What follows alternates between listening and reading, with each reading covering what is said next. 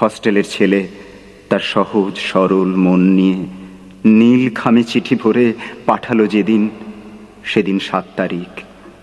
টিভিতে ইকবালপুর কখনো ঝলসে উঠছে, কখনো ট্যাংরার বস্তি, পূর্ব কলকাতা। পরদিন কারফু হলো, দোকান বাজার বন্ধ, খাঁ খাঁ রাস্তাঘাটে শুধু জিপের টহল। অথচ আজকেই ওর দাঁড়াবার কথা আছে ভিআইপির মুখটাতে, বিকেল 5টায়। আইন অমান্য করে না, এটা করা যায় না। গাড়িতে উঠুন, নাম, ঠিকানা, বয়স। কারফু অগ্রাহ্য করে উল্টোডাঙ্গা ব্রিজে প্রেম। এফআইআর লেখা হচ্ছে থানায় থানায়। লেখো এফআইআর, লেখো আমাদের সকলের নাম। আমরা এই গুলতানি মেরে আবৃত্তি শিল্পী আমাদের দীর্ঘদিনের বন্ধু। দীর্ঘ 23 বছর এফএমএ যখন আমরা প্রোগ্রাম প্রেজেন্ট করতাম, এই যে শুক্লা, আমি, পিনাকি, সবাই পাশাপাশি বসে, আরো অনেক বিখ্যাত উপস্থাপক উপস্থাপিকারা আছেন। তো সেই সময়কার একেবারে গলায় গলায় বন্ধু আমাদের। প্রথম যখন কবিতা লিখতে শুরু করলাম, আমি, পিনাকি, ঠাকুর, এরকম আমাদের কবিতা খুঁজে খুঁজে বেছে নিয়ে পিনাকি চট্টোপাধ্যায় আবৃত্তি করত। সে ছিল আমাদের পরম সৌভাগ্যের ক্ষণ। পিনাকির মতো, শুক্লার মতো বন্ধু আমরা পেয়েছি এফএমএ আকাশবাণীর সঙ্গে যুক্ত ছিলাম বলে। লেখালেখি তো অন্যরকম। আরও এখানে বসে রয়েছেন যে দেব চৌধুরী, বইটা উদ্বোধন করে গেলেন।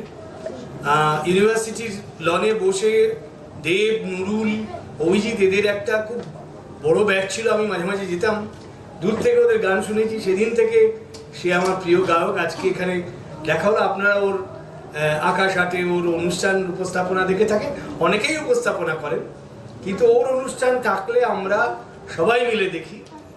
এত ভালো তার কথা, এবং এই সুযোগ পেলাম, তাই আমি জানিয়ে রাখি আমার শুভেচ্ছা, ভালোবাসা, মুগ্ধতা প্রকাশ করি।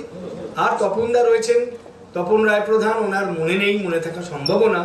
উনি দীর্ঘদিন দূরদর্শনের একটা খুব বড় দায়িত্বে ছিলেন। সেই সময় আমাদের ডেকে ডেকে অনেক অনুষ্ঠান করিয়েছেন। ওর ঘরে একবার দুবার যেতে হতো, উনি খুব বড় দায়িত্বে ছিলেন। সেই সময় একটা দুটো কথায় স্নেহ মাখা স্বরে উনি একবার দুবার আমাদের জানিয়েছেন যে এই তোমার লেখা পড়ি ভাই, বা আপনার লেখা পড়ি, এরকম করে। এইটাও ছিল আমাদের কাছে একটা পরম পাওয়া। সবাইকে সামনে পেয়েছি, আজকে এই দু একটা কথা বলতে ইচ্ছে হলো। আজকে অনেকে আছেন, অনেকেই কবিতা বলবেন। আমি একটা ছোট্ট এই ছড়াটা বলি, বিরিয়ানির আলু। ছোটদের জন্য মজার ছড়া। আর ছোটদের কেন, আমিও তো খুব ভালোবাসি বিরিয়ানির আলু। হলদে ভাতের পাহাড় চূড়ায় যেদিক অল্প ঢালু, চামচ দিলেই বেরিয়ে আসে বিরিয়ানির আলু। প্লেটের দিকে তাকিয়ে যখন জীবন আলু থালু, স্বাদে গন্ধে ভরিয়ে তোলে বিরিয়ানির আলু। সন্ধে থেকেই ভিড় জমেছে, দোকানটা খুব চালু, কারণ তাদের ফুল সাইজের বিরিয়ানির আলু। আমরা 2 প্লেট অর্ডার দিলাম, কিন্তু বন্ধু লালু চিকেন রাইস বাদ দিয়ে খায় বিরিয়ানির আলু। জলের অভাব, শক্ত লাগছে, রাইস মরু বালু, মরুদ্যানের মতোই বাঁচায় বিরিয়ানির আলু। বিরাট পিতল হাঁড়ির গায়ে জড়ানো লাল শালু, অল্প আঁচে গরম থাকে বিরিয়ানির আলু। হাওয়ায় যখন গন্ধ ছড়ায় সন্ধেটা স্বপ্নালু, রাতের ঘুমেও স্বপ্ন দেখায় বিরিয়ানির আলু।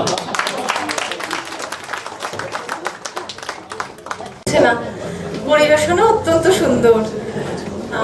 আমাদের প্রথা অনুযায়ী উত্তরীয় প্রদান এবং স্মারক তুলে দেওয়া হচ্ছে তার হাতে। হ্যাঁ, কেননা